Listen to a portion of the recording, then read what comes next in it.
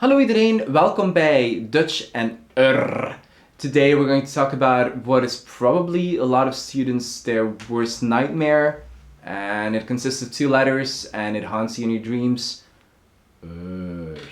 Don't be afraid, it's probably not as difficult as you think, and I hope this video will clarify certain things. If you're an advanced student, be sure to watch until the end, because at the end I've also got a pro tip for you. If you're already advanced and you want to use as a subject too.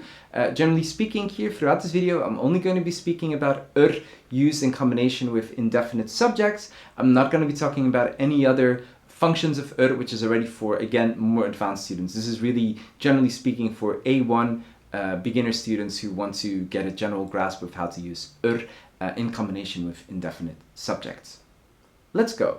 So, as I already said in my introduction, just 15 seconds ago, time travel, I'm going to be talking about used in combination with indefinite subjects. So first, let's look at what does it mean when I say an indefinite noun. Well, first of all, I'm talking about words that are by itself, like indefinite, generic, general, iemand, niemand, iets, niets. Those kind of words would be very commonly combined with another one would be the question wie or wat, but only when you're trying to define the wie in the question, or when you're trying to define the what in the question. So for example, wie staat er voor de deur? Who's standing in front of the door? Or wat ligt er in de tuin? Is dat een voetbal of een tennisbal? What do I see there lying in the garden? Is that a tennis ball or a football, basically? That's it. I'm trying to define the wie or the what.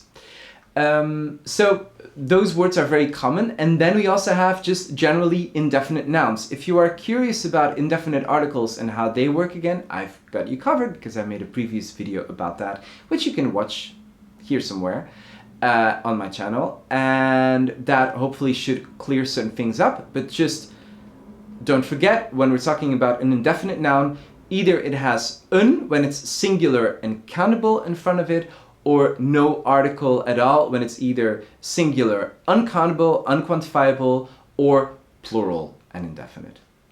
That's it. So now let's look at some examples. So is very often, or always rather, combined with a subject that is non-specified indefinite.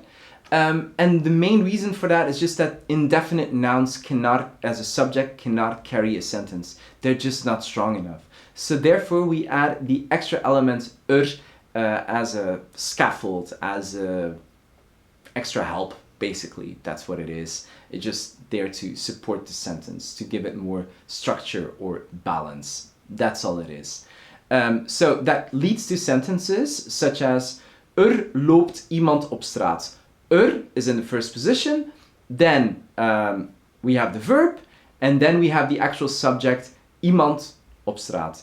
Why do I say that iemand is the actual subject? Because if I change it to plural, then the verb is going to change too. So, lopen mensen op straat. Aha, mensen here, plural, indefinite, doesn't have an article, and the verb becomes plural too. So, that is one thing.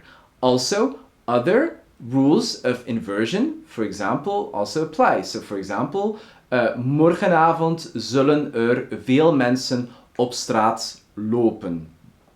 Want is een parade. Geen idee.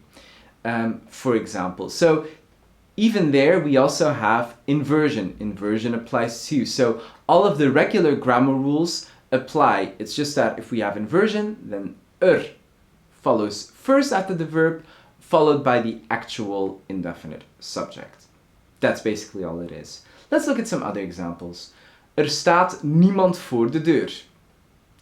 Wie wandelt in dit weer in het park? Wat ligt daar op straat? Also, I tend to emphasize this to beginner students.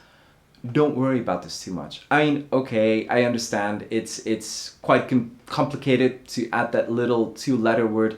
But again, if the focus is understanding and being understood, is not going to make the difference. I mean, if you want to know what you should be focusing on as a beginner, I've made a video about that too, so you can watch that if you want to, get in deep.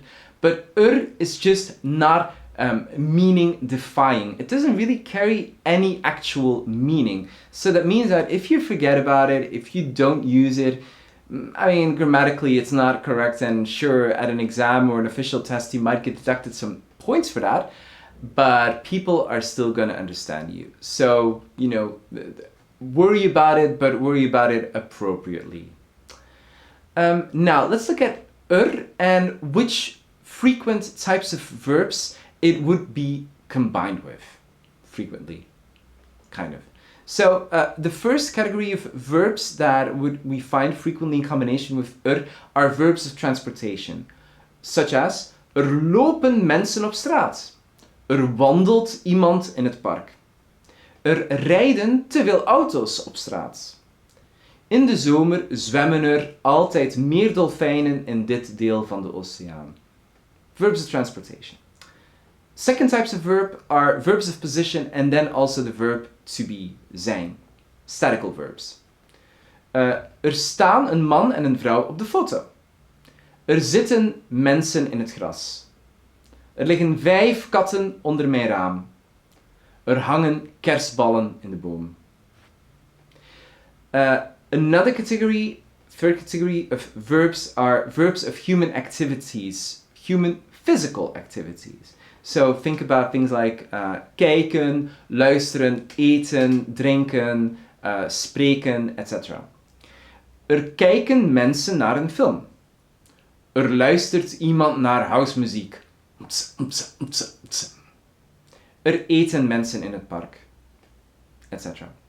So that's basically it. Those are 3 categories of verbs that would be most commonly combined with and then an indefinite noun. And of course, in itself would only be combined with indefinite nouns always, and is there to offer support in the sentence. Finally, I also have to say, I mean, generally is just used for phenomena. It's things that are happening, things that are generally playing out. It's a little bit of a descriptor. It's often used in literature, in writing, to indicate general problems, phenomena, scenes, etc. To describe paintings, pictures, things like that. Finally, it's time for a pro tip. So this one is only for advanced students who already know the passive voice. You can use as a, in combination with a non-specific subject, or on its own in combination with the passive voice. So therefore often used with worden or zijn, and then a participium at the end. So some examples. This is also generally used for phenomena, traditions, tendencies, problems, etc. Let's look at some examples. Met Kerstmis worden veel cadeaus gegeven. Op oudejaarsavond wordt veel vuurwerk afgestoken. En op nieuwjaarsdag wordt veel en tot laat geslapen. En zeker door de jonge mensen. And here, for example, I haven't used a subject because basically it just generally implies that it's people who are doing that. I don't even need to say that people are doing that. It's just generally implied. Yeah. Also, for example, in Europa wordt veel alcohol gedronken. Door de mensen. But I don't need to add that. So, that's it. Thank you so much for watching. Let me know if you have any questions in the comments down below. I want to hear from you. En tot de volgende keer. Dankjewel voor het kijken. Dag!